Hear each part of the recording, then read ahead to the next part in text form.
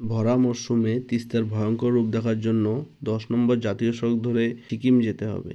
তিস্তা যে ভরা বর্ষার সময় কতটা ভয়ঙ্কর হয় সেটা সেবক করোনেশন ব্রিজ থেকে আন্দাজ করতে পারবেন। করোনেশন ব্রিজ থেকে মংপোর দিয়ে এগোলে ভরা বর্ষায় এরকম ছোট ছোট অনেক ঝর্ণা দেখতে পারবেন, যেগুলো আর সময় ড্রাই থাকে। এটা দেখতে হলে অবশ্যই পাহাড়ে বৃষ্টি হতে হবে। এই ওয়াটারফলটা সম্পূর্ণটা আমি দেখাতে পারলাম না, কারণ রাস্তার দিয়ে আন্ডারপাস করে দিয়েছিল। এই ওয়াটারফলটা ছিল রাস্তার ওপাশে ওই side।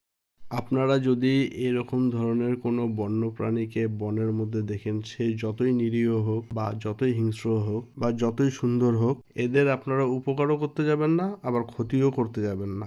আমি ডাক্তার দেখিয়ে সেবক দিয়ে বাড়ি ফিরছি, জানি না রাস্তার মধ্যে আছে, এই জন্য 2টো বিস্কুটের প্যাকেট কিনেছিলাম। গাড়ির সিটের পিছনে জামা কাপড়ের ব্যাগ রাখা ছিল, ওষুধের প্যাকেট, প্রেসক্রিপশন ছিল, আরও অন্য 2-1টা প্লাস্টিকের প্যাকেট ছিল। এরা যেই এলাকায় থাকে সেই সব এলাকাগুলো আমি জানি এবং কিছু না কিছু খাওয়ার জিনিস নিয়ে যাই। যেমন সেদিন মুড়ি নিয়ে গিয়েছিলাম, তাই বিস্কুটের প্যাকেট সেদিন ছিল। বিস্কুট দেওয়ার সময় কি হয়েছিল, আমি গাড়ির একটা কাঁচ বন্ধ করতে ভুলে গেছি।